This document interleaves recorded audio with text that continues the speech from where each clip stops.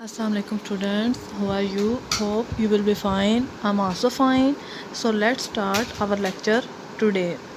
This is class 10th and we are revising the lecture number we are revising the chapter number 17 biotechnology. तो इस chapter में हम study करेंगे कि biotechnology जो है वो क्या है, इसकी जो है ह्यूमन लाइफ में क्या इम्पोर्टेंस है, बायोटेक्नोलॉजी के कौन कौन से प्रोसीजर्स हैं, उनको किस तरीके से अप्लाई किया जाता है, इनकी टेक्निक्स को वेरियस ऑर्गेनिजम्स में, और उनको कैसे ह्यूमंस वेलफेयर के लिए यूज़ किया जाता है। हम देखेंगे कि इंटरफेरेंस क्या है, और हम जो है रेस्पिरेशंस की कुछ टाइप्स पढ़ेंगे, हम फर्मेंटेशंस की कुछ टाइप्स पढ़ेंगे। So let's start. What is biotechnology? Biotechnology is defined as use of living organisms in process for manufacture of useful products। यानी कि बायोटेक्नोलॉजी, सबसे पहले हम ये समझेंगे कि बायोटेक्नोलॉजी है क्या। कि बायोटेक्नोलॉजी में हम लिविंग ऑर्गेनिजम्स को यूज़ करते हुए यूज़फुल प्रोडक्ट्स बनाते हैं। बायोटेक्नोलॉजी में सबसे पहले क्या है कि हम लिविंग ऑर्गेनिजम्स को यूज़ करते हुए यूज़फुल प्रोडक्ट्स बनाते हैं। तो इसमें किस चीज़ को यूज़ किया जा रहा है? लिविंग ऑर्गेनिजम्स को। तो बेसिकली इसकी बेस ये है कि बायोटेक्नोलॉजी के अंदर लिविंग ऑर्गेनिजम्स को यूज़ किया जा रहा है।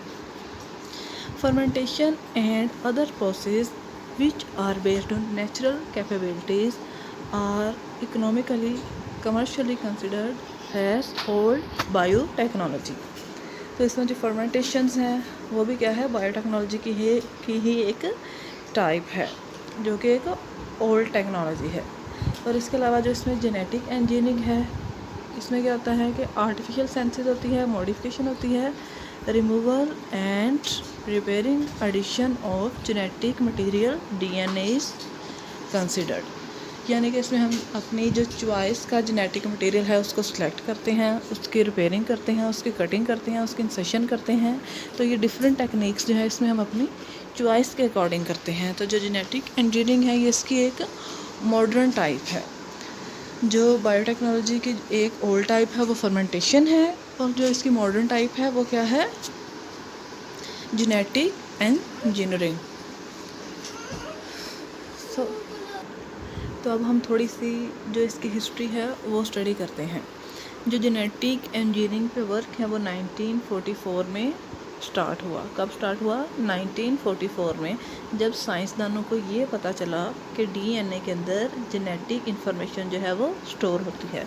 जब साइंसदानों को ये पता चल गया कि जो DNA है उसके अंदर जेनेटिक इन्फॉर्मेशन स्टोर होती है, तो उसके बाद उन्होंने उस पर वर्क करना स्टार्ट कर दिया।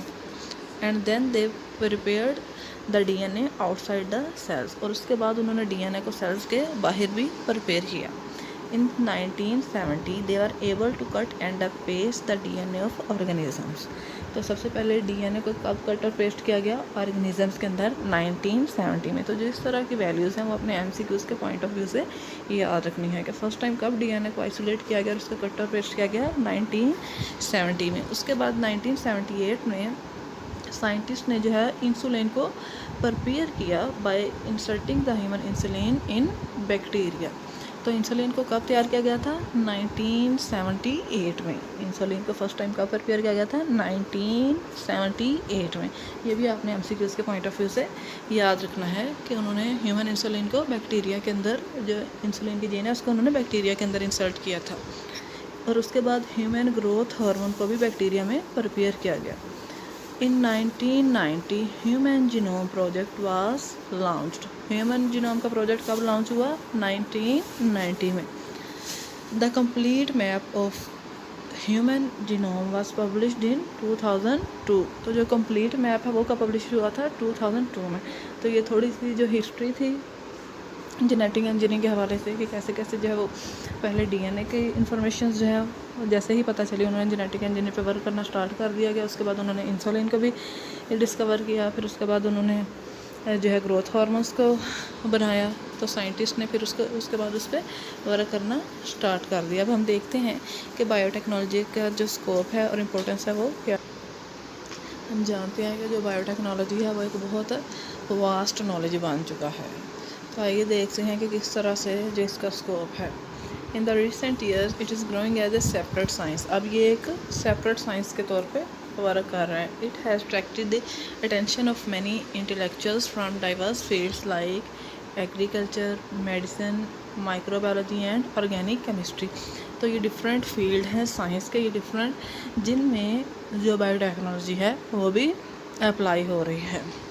The scope of biotechnology is so wide that it is difficult to recognise the limits. और इसका जो स्कोप है वो इतना ज़्यादा ब्रॉड है कि हम जो है उसको लिमिट नहीं कर सकते कि यहाँ तक है या कितने लेवल तक है, उसको हम लिमिट नहीं कर सकते। तो कुछ एरियाज है इसके एप्लीकेशन के, कुछ एरियाज़ हैं जो कि हम स्टडी करेंगे। First of all in the field of medicine. तो देखते हैं कि मेडिसिन के फील्ड में जो है बायोटेक्नोलॉजी की क्या इंपॉर्टेंस है। Biotechnology synthesised insulin and interferon. Biotechnology में कौन सी प्रोडक्ट्स यूज़ की गई हैं? Insulin and interferon. हम जानते हैं कि जो इंसुलिन है वो डायबिटीज़ के पेशेंट के लिए बहुत इंपॉर्टेंट है, और जो इंटरफेरोन है वो भी एक एंटीवायरल प्रोटीन है जिसको बैक्टीरिया से हासिल करते हैं। इसके अलावा जो है बहुत सारी वैक्सीन्स हैं और एंटीबॉडीज़ हैं और ह्यूमन ग्रोथ हार्मोन्स हैं, और बहुत सी दूसरी मेडिसिन जो है वो भी प्रोड्यूस की गई हैं। तो मेडिसिन के फील्ड में हम देख सकते हैं कि इसकी किस कदर इंपॉर्टेंस है कि जो डायबिटीज़ के पेशेंट हैं वो जो इंसुलिन लगाते हैं वो भी बायोटेक्नोलॉजी का ही प्रोडक्ट है। इसके अलावा इंटरफेरोन प्रोटीन्स, वैक्सीन्स क्या होती हैं? वैक्सीन्स जो होती हैं ये इनएक्टिव फॉर्म में जर्म्स होते हैं जिसको जब किसी भी जानदार के अंदर जो है इंजेक्ट किया जाता है तो उसमें वो इम्यून सिस्टम को एक्टिव कर देता है और उस बीमारी के अगेंस्ट उस जानदार में हमेशा के लिए कोई ताकत जो है वो प्रोड्यूस हो जाती है। तो ये वैक्सीन जो है ये भी बायोटेक्नोलॉजी का ही प्रोडक्ट है। इसके अलावा जो ह्यूमन ग्रोथ हार्मोन है ये भी बायोटेक्नोलॉजी का प्रोडक्ट है। अब इंडस्ट्रियल यूज़ में हम देखेंगे कि जो जीन थेरेपी है, जीन थेरेपी में क्या होता है कि जीन्स के ज़रिए से ट्रीटमेंट किया जाता है, यानी कि जो इसमें डिफेक्टिव जीन होती है किसी ऑर्गेनिज्म के अंदर उसको रिमूव करके उसके अंदर जो है कोई नॉर्मल जीन से रिप्लेसमेंट कर दी जाती है। Biotechnology also proved much beneficial in forensic medicine. इसके अलावा फोरेंसिक मेडिसिन के अंदर जो है इसका बहुत ज़्यादा रोल है। वो कैसे? Study of DNA helps in the identification of criminals. क्या फोरेंसिक लैब्स में क्रिमिनल्स की आइडेंटिफिकेशन में जो है वो हेल्प करता है। उसमें वो करते हैं डिफरेंट क्रिमिनल्स का, वो जो डाउटफुल होते हैं उनका डीएनए लेते हैं, उसको जो है जो भी वारदात वाली कोई जगह होती है वहाँ से फिंगरप्रिंट्स इकट्ठे करती हैं और उसके साथ मैच कर लेते हैं। इस तरह से उनको पता चल जाते हैं कि जो एक्चुअल क्रिमिनल है वो कौन सा था। तो अब हम नेक्स्ट देखते हैं व्हाट इज़ फर्मेंटेशन।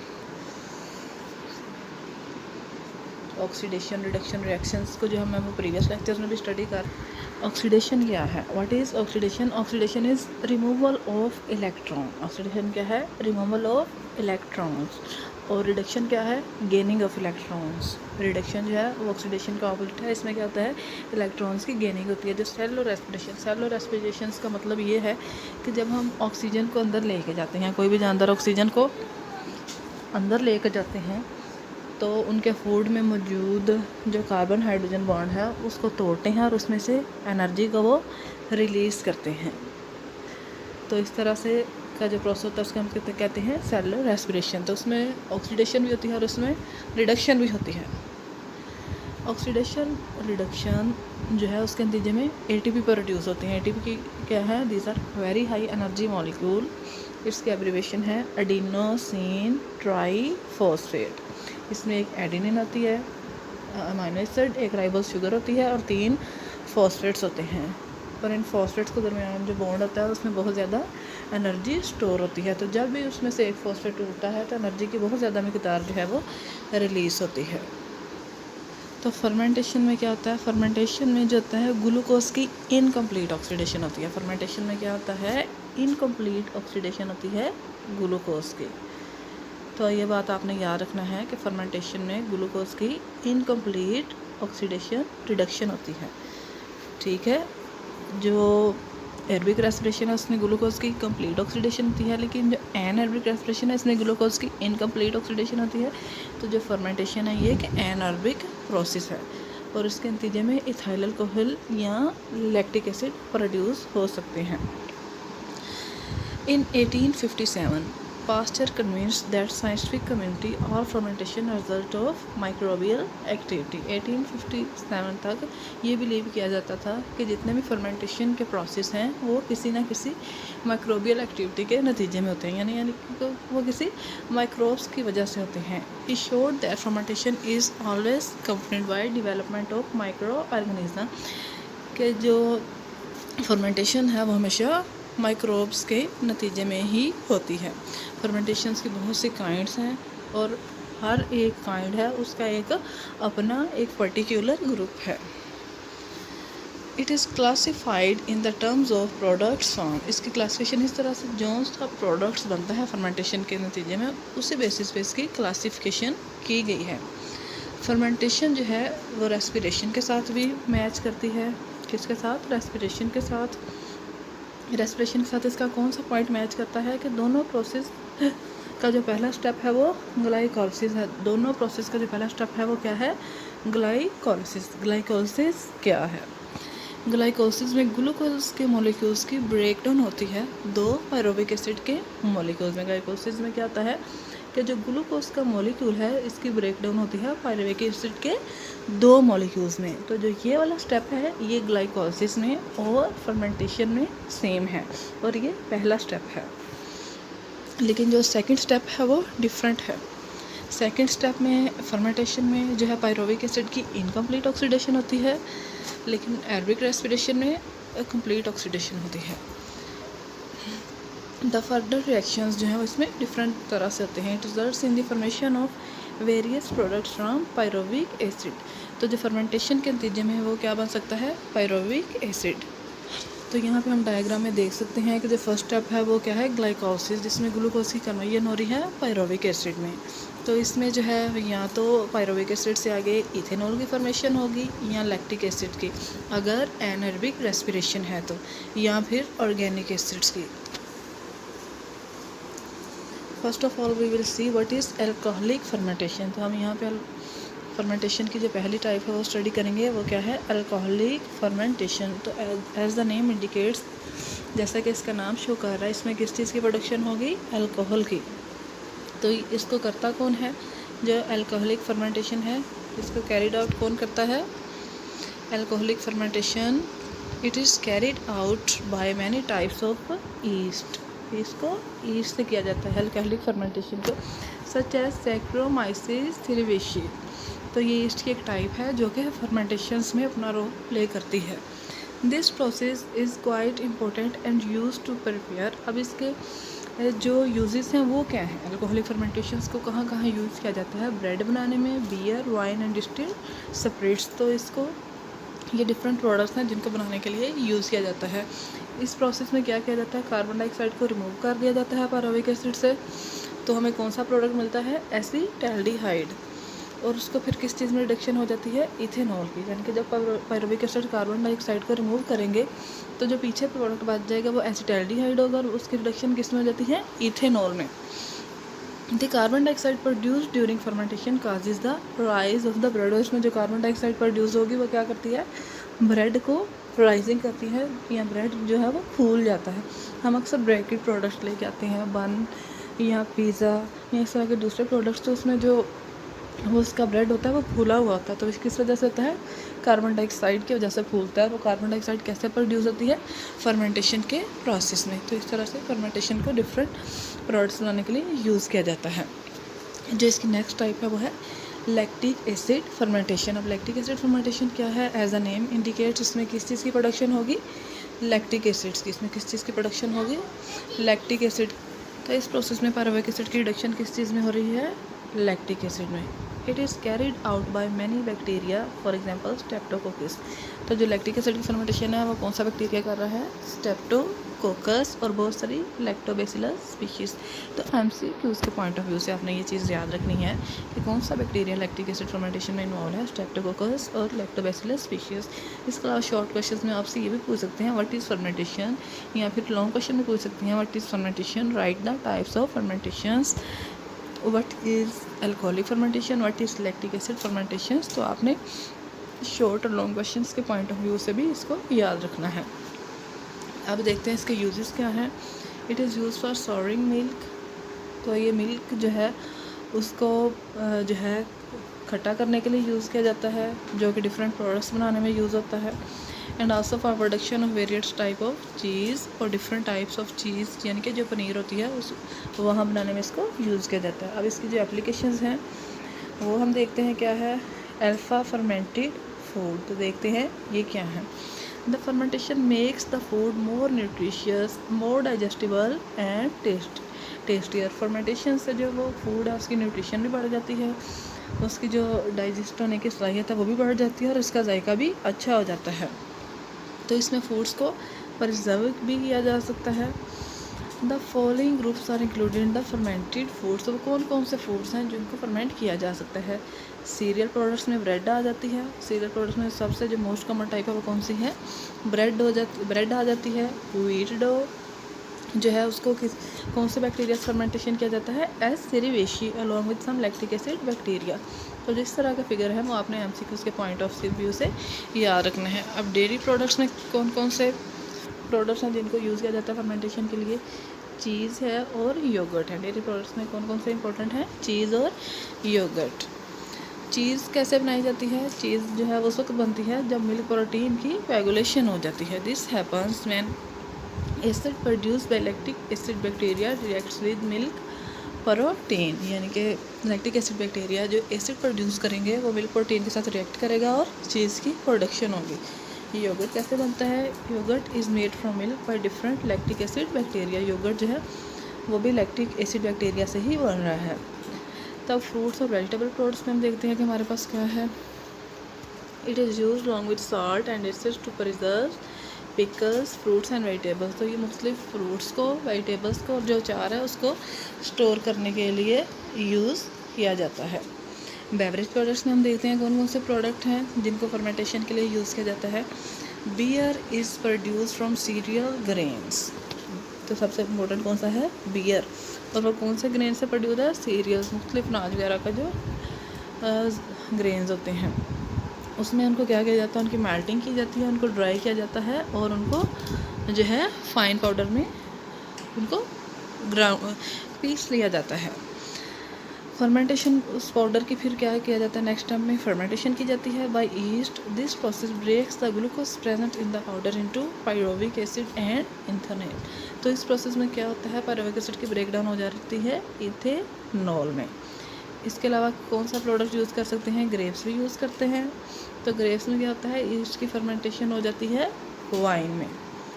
अब देखते हैं कि बीटा इंडस्ट्रियल प्रोडक्ट्स कौन से हैं। Following are the important industrial products produce during the process of fermentation. तो ये हमारे पास जो है एक फर्मेंटर है, एक डिवाइस होता है that provide optimum environment to micro organisms to grow into a biomass.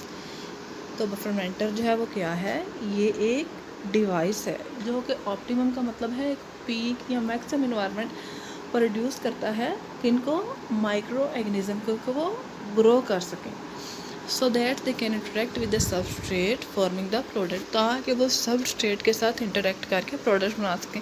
Substrate क्या होता है, वो मटेरियल होता है जिसके अंदर जो है प्रोडक्ट को डाला जाता है। तो जो फर्मेंटर होता है वो एक डिवाइस होता है जो मैक्सिमम इस तरह का एनवायरनमेंट प्रोड्यूस करता है कि वो मटेरियल सबस्ट्रेट के साथ इंटरेक्ट करके प्रोडक्ट जो है दे सके। Fermentation is carried out in fermenters. तो फर्मेंटर्स का जो पर्पज़ है वो क्या है, इनमें फर्मेंटेशन होती है in the following two ways. Batch fermentation, पहला स्टेप क्या है, बैच फर्मेंटेशन। इस प्रोसेस में क्या होता है, जो टैंक है फर्मेंटर का, it is filled with raw material, यानी कि जो से मटेरियल की फर्मेंटिंग करनी है तो फर्मेंटर के टैंक को उससे भर दिया जाता है। उसका जो टेम्परेचर है और पीएच है वो एडजस्ट कर ली जाती है और न्यूट्रिटिव सप्लीमेंट्स ऐड किए जाते हैं, यानी कि एक टैंक के अंदर जो सभी रॉ मटेरियल है जिसकी फर्मेंटिंग करती हैं उसको डालेंगे, उसकी टेम्परेचर और पीएच को एडजस्ट कर लेंगे और उसमें जो न्यूट्रिटिव सप्लीमेंट्स यानी कि जो से न्यूट्रिएंट्स चाहिए होंगे वो इसके अंदर ऐड कर देंगे। तो ये जो है वो आप डायग्राम में देख सकते हैं कि हमारे पास एक फर्मेंटर है जिसमें हम एक साइड से रॉ मटीरियल्स को ऐड कर रहे हैं और एक साइड से बैक्टीरिया का प्योर कल्चर ऐड करते हैं। तो जो सा प्रोडक्ट्स भी होगा उसको हम इसके लिए एक प्रॉपर ओपनिंग पॉइंट है, वहाँ से इसको रिमूव कर सकते हैं।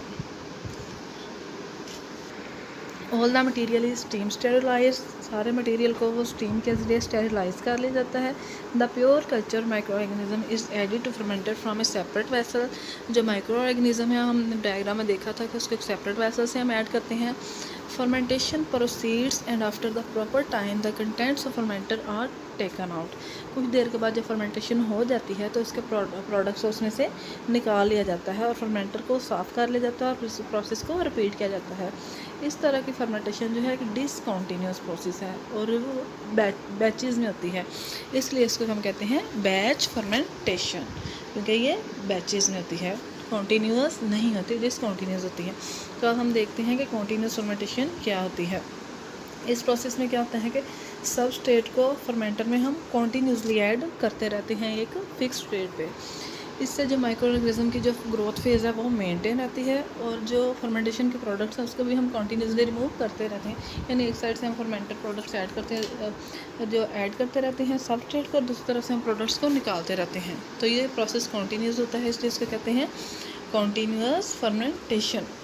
अब जो है फर्मेंटर को यूज़ करने के एडवांटेजेस क्या है वो हम देखते हैं कि इसमें जो है ऑर्गेनिज्म के लिए जो इन्वायरमेंट है उसको कंट्रोल किया जा सकता है। और fermenter optimize the growth of organisms, इसमें बहुत सारे फैक्टर्स जो हैं उसको हम कंट्रोल करते हैं, जैसा कि न्यूट्रिएंट है, ऑक्सीजन है, ग्रोथ है, इनहिबिटर है, पीएच है, टेम्परेचर है। तो इस वजह से ये हमें ऑप्टिमम ग्रोथ जो है वो प्रोवाइड करता है। इसमें बहुत सारे लीटर्स ऑफ ग्रोथ मीडियम जो है वो ऐड कर सकते हैं। So fermenter low the production of material in bulk quantity, इसमें क्योंकि हम बहुत सारा मटेरियल ऐड कर सकते हैं, इसलिए प्रोडक्शन होगी वो भी मैसिव क्वांटिटी में होगी।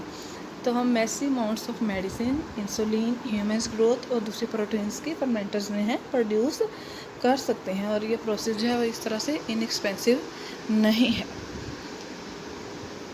Is genetic engineering. तो जेनेटिक इंजीनियरिंग में हम जो है वो देखेंगे कि किस तरह से जो साइंटिस्ट हैं वो अपनी चॉइस का डीएनए एक पर्टिकुलर ऑर्गेनिज्म से रिमूव करते हैं, इसको दूसरे ऑर्गेनिज्म के अंदर इंसर्ट करते हैं। उस ऑर्गेनिज्म का जैसे जैसे नंबर मल्टीप्लाई करता जाएगा तो हमारा जो रिक्वायर्ड डीएनए है वो भी साथ साथ मल्टीप्लाई करता जाएगा। तो ये टेक्निक किस तरह से वर्क करती है, लेट्स सी।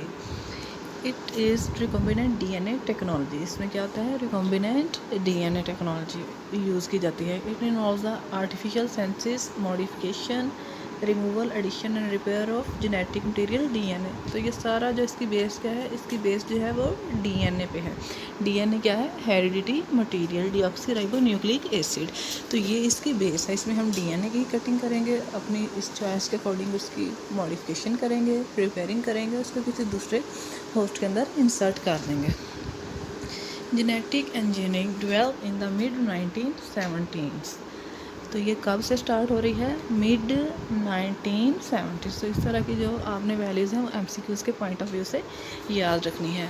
उस वक़्त क्या हुआ था कि जब डीएनए की कटिंग करके इसके पर्टिकुलर पीसेस को अलहदा कर लिया गया था एक ऑर्गेनिज्म से, कि इसमें जब डीएनए की कटिंग करना और उसके पीसेस को करना एक पर्टिकुलर ऑर्गेनिज्म से पॉसिबल हो गया था। तो उसके बाद जेनेटिक इंजीनियरिंग पे वर्क जो है वो स्टार्ट हुआ, जिसके नतीजे में जो होस्ट की करेक्टरिस्टिक्स हैं उनको भी चेंज किया जा सका। फॉर एग्जांपल एक ऑर्गेनिज्म है, उसकी एक पर्टिकुलर करेक्टरिस्टिक है जिसके लिए उसका डीएनए रिस्पॉन्सिबल है। तो जब हम उसका डीएनए कटिंग करके किसी दूसरे ऑर्गेनिज्म के अंदर इंसर्ट कर देंगे तो उसके डीएनए में भी चेंजेस आ जाएंगे और ऑटोमेटिकली उसकी करेक्टरिस्टिक्स भी चेंज हो जाएंगे।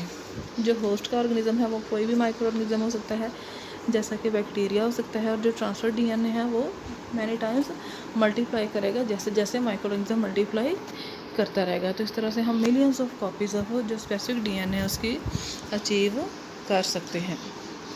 आगे हैं ऑब्जेक्टिव्स क्या हैं जेनेटिक इंजीनियरिंग को करने के। Isolation of a particular gene और जीन ऑफ इंटरेस्ट।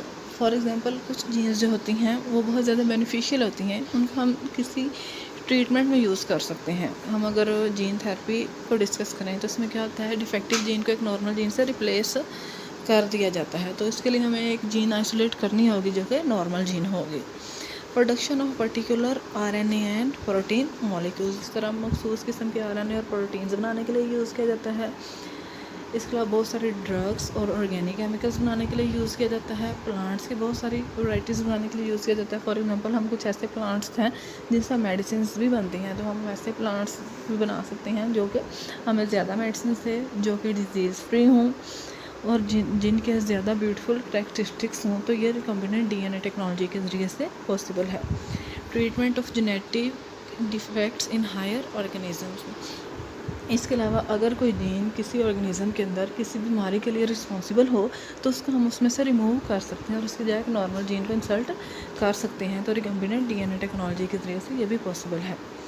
तो अब इसके स्टेप्स क्या हैं जेनेटिक इंजीनियरिंग के, आइए हम स्टार्ट करते हैं। तो इसका जो फर्स्ट स्टेप है isolation of gene of interest. तो सबसे पहले इसका स्टेप क्या है, genetic engineer identify the gene of interest in A donor organism. तो जो डोनर ऑर्गेनिज्म यानी कि डोनर ऑर्गेनिज्म कौन सा होता है जिसमें से जीन्स को रिमूव करना होता है, उसमें जीन ऑफ इंटरेस्ट को वो टारगेट करेगा और उसके बाद एक एंजाइम जिसको रिस्ट्रिक्शन एंडोन्यूक्लियोसिस कहते हैं उसकी मदद से उसकी वो कटिंग कर लेगा फ्रॉम द टोटल डीएनए।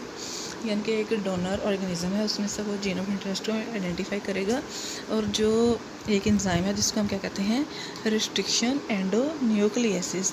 तो ये आपसे एमसीक्यूज में पूछा जा सकता है कि कौन सा एंजाइम है जो कि डीएनए की कटिंग के लिए यूज़ किया जाता है, तो आपने ये याद रखना है रिस्ट्रिक्शन एंडोन्यूक्लियोसिस। सेकेंड स्टेप है insertion of gene into a vector. पहले स्टेप में हमने जीन ऑफ इंटरेस्ट को डोनर से आइसोलेट किया था, अब हमने क्या करना है उस जीन को वेक्टर में इंसर्ट कर देना है। वेक्टर को हम कैसे सिलेक्ट कहते हैं, it is selected for the transfer of isolated gene.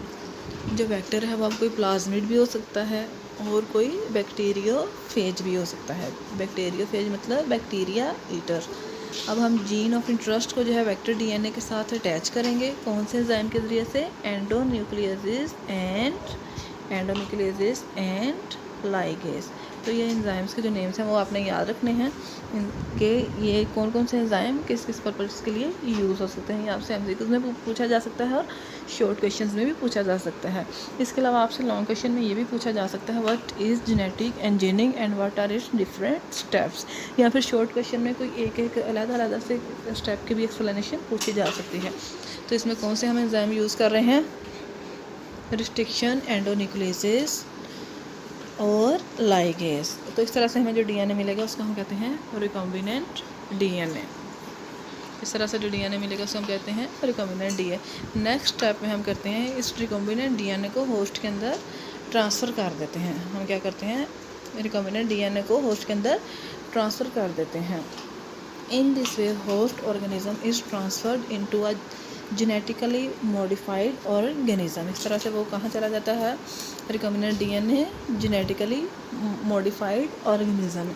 अगर आपसे पूछा जाए व्हाट इज़ जीएमओ तो आपने ये बताना है it is genetically modified organism, यानी कि उसके डीएनए को जेनेटिकली मॉडिफाई कर दिया जाए, उसमें रिकॉम्बिनेंट डीएनए को इंट्रोड्यूस करवा दिया गया है। Next is growth of GMO. अब नेक्स्ट स्टेप में हमने क्या करना है, ये जो जेनेटिकली मॉडिफाइड ऑर्गेनिज्म हैं उनकी ग्रोथ करनी है। तो उसके लिए हम क्या करेंगे, इन जीएमएस को किसी सूटेबल कल्चर के अंदर इनको इंसर्ट करेंगे ताकि हम अपनी जो जितनी भी हमें रिक्वायर्ड कॉपीज़ हैं वो हम अचीव कर सकें। तो नेक्स्ट स्टेप है expression of the gene. GMO contains the gene of interest and manufacture the desired product which is isolated from culture medium। अब ये जो GMO है इनमें जीन ऑफ इंटरेस्ट होती है और वो उनको जब किसी कल्चर में लगाया जाता है तो वहाँ पे वो मल्टीप्लाई करते हैं, साथ साथ जो जीन ऑफ इंटरेस्ट है वो भी मल्टीप्लाई करती रहती है। उसको फिर हम क्या करते हैं जो कल्चर है उससे अलग कर लेते हैं। तो ये था जेनेटिक इंजीनियरिंग। इसमें हमने स्टडी किया है पिछले पॉइंट्स में कि जेनेटिक इंजीनियरिंग क्या है, इसके क्या क्या स्टेप्स हैं, ये किस तरह से बेनिफिशियल है। अब हम देखते हैं कि इस जेनेटिक इंजीनियरिंग की अभी तक क्या अचीवमेंट्स हैं। So let's say human insulin gene was transferred into bacteria. जो ह्यूमन इंसुलिन जीन है उसको किसमें ट्रांसफ़र किया गया, बैक्टीरिया में। ह्यूमन जो इंसुलिन है वो हम जानते हैं ये किस पर्पज़ के लिए यूज़ होती है, ये डायबिटीज़ के पेशेंट यूज़ करते हैं, जो कि उन्हें ब्लड ग्लूकोज लेवल को बढ़ने नहीं देते। तो इसको किस में इंसर्ट किया गया था? बैक्टीरिया में। तो जो जेनेटिकली मॉडिफाइड बैक्टीरिया है, they were able to synthesize insulin, तो वो इस काबिल हो गए थे कि वो इंसुलिन प्रोड्यूस कर सकें। Diabetics now receiving this insulin, the steps of genetic engineering for production of insulin, जो है उसके डिफरेंट स्टेप्स हैं जेनेटिक इंजीनियरिंग में इंसुलिन की प्रोडक्शन के लिए। तो 1977 में इकोलाई बैक्टीरियम वाज क्रिएटेड। 1977 में इकोलाई बैक्टीरिया क्रिएट हुआ था। कौन सा बैक्टीरिया? इकोलाई या एस्चेरिचिया इकोलाई। तो ये आपने एमसीक्यूज़ के पॉइंट ऑफ व्यू से याद रखना है। It was capable of synthesising human growth hormone. तो इकोलाई कौन से हार्मोन प्रोड्यूस करने की सलाहियत रखता था? Human growth hormone. तो आपने एमसीक्यूज़ के पॉइंट ऑफ व्यू से दोनों चीज़ें याद रखनी है कि 1977 में इकोलाई जो है वो क्रिएट किया गया था और उसकी क्या कैपेबिलिटी थी कि वो ह्यूमन ग्रोथ हार्मोन को प्रोड्यूस करने की सलाहियत रखता था। इसके अलावा कौन सा हार्मोन? थाइमोसिन। वो किस पर्पज़ के लिए यूज़ होता है? ब्रेन एंड लंग कैंसर के अगेंस्ट इफ़ेक्टिव था।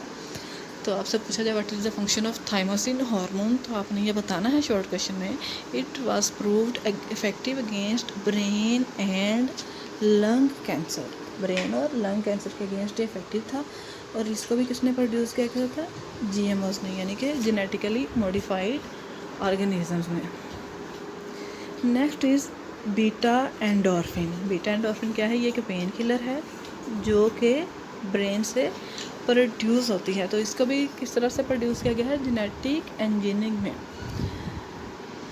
Genetic engineers produce a vaccine. तो उसका नेक्स्ट जो उसकी अचीवमेंट क्या है? उन्होंने foot and mouth disease. Foot and mouth disease एक वायरल डिजीज़ है, तो इसके अगेंस्ट उन्होंने एक वैक्सीन तैयार की। जो बैक्टीरिया के अगेंस्ट यूज़ की जाती हैं वो एंटीबायोटिक्स यूज़ की जाती हैं, और जो वायरल डिजीज़ के अगेंस्ट यूज़ की जाती हैं वो वैक्सीन यूज़ की जाती हैं। तो ये वैक्सीन जो हैं जीएमओ से ही प्रोड्यूस होती हैं। तो ये फुट एंड माउथ डिजीज़ किस में थी? कैटल में, गॉट में और डियर में। तो ये भी जेनेटिकली मॉडिफाइड ऑर्गेनिज्म ने ही इस वैक्सीन को प्रिपेयर किया था।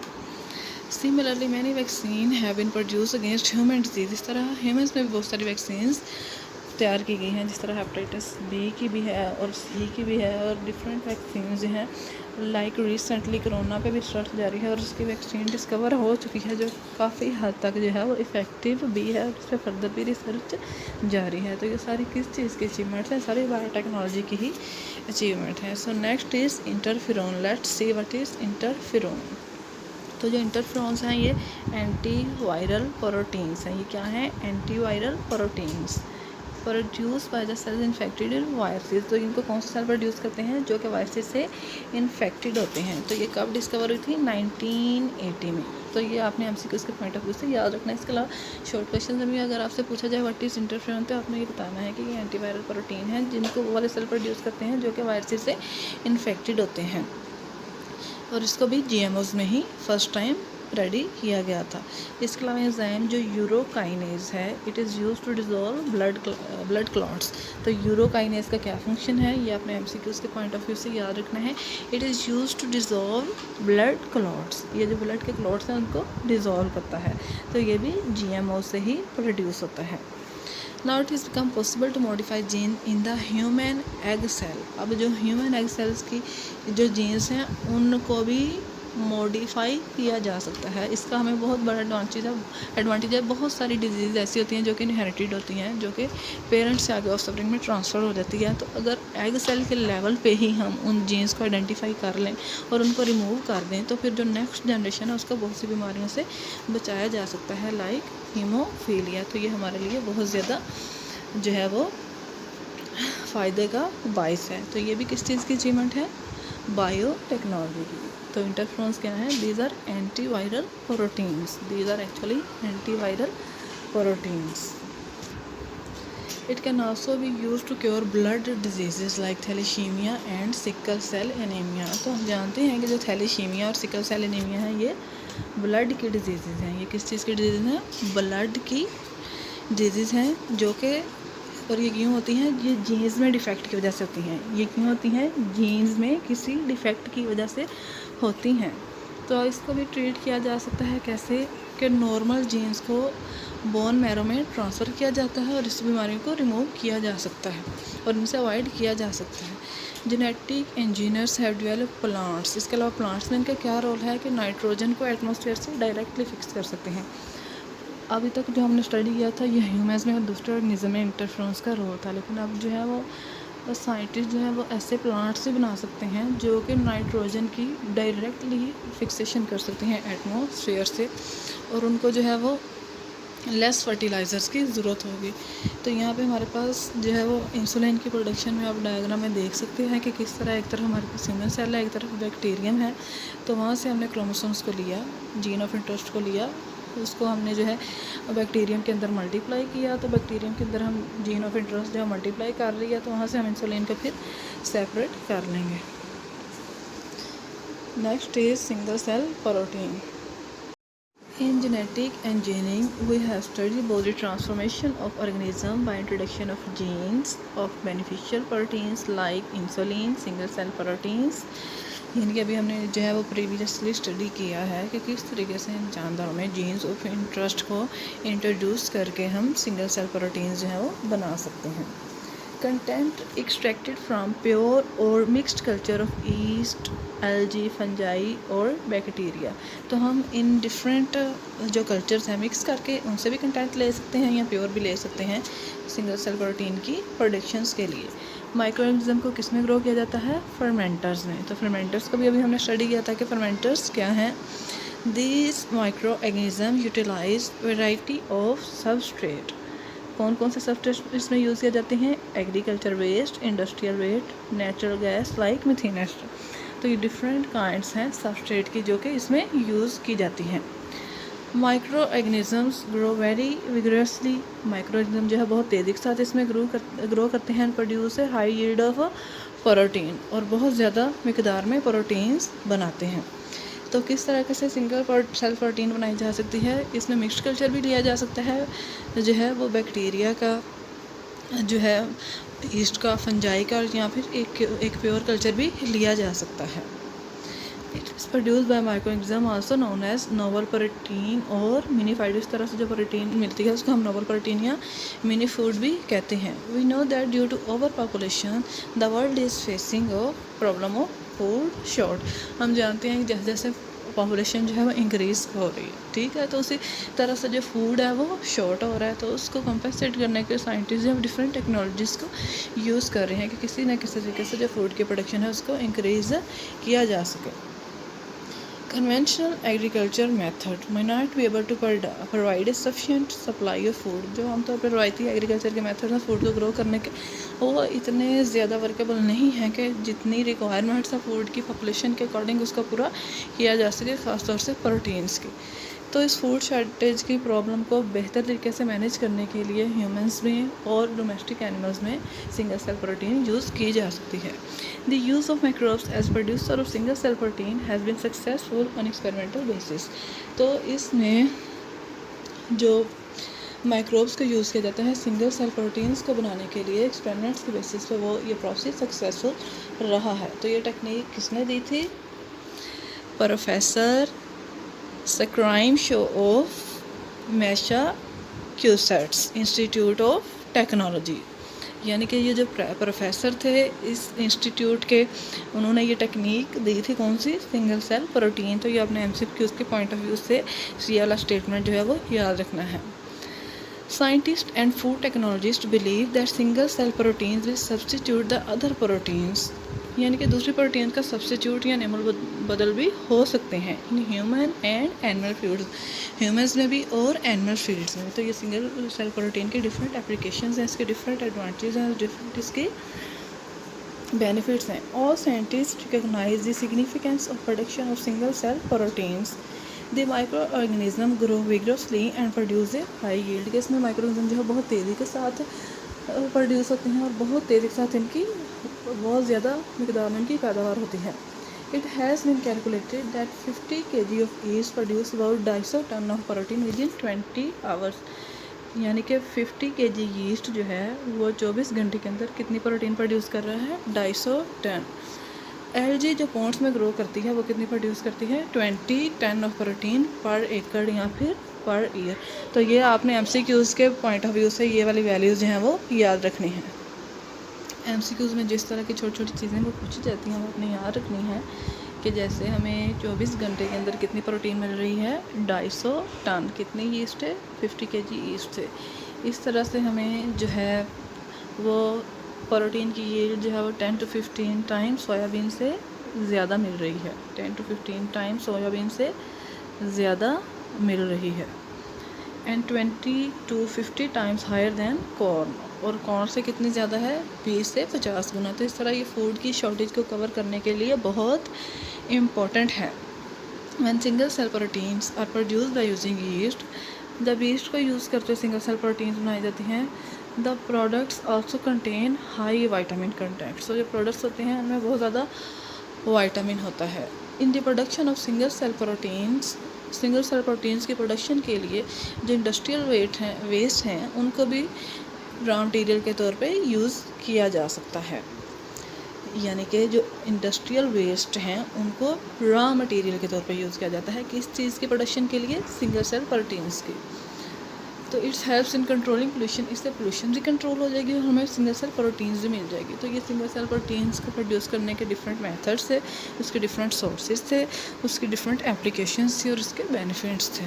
So this was about chapter number 17. I hope you must have understand this very well. Still, if you have any confusion, you can again ask me. Thanks and take care.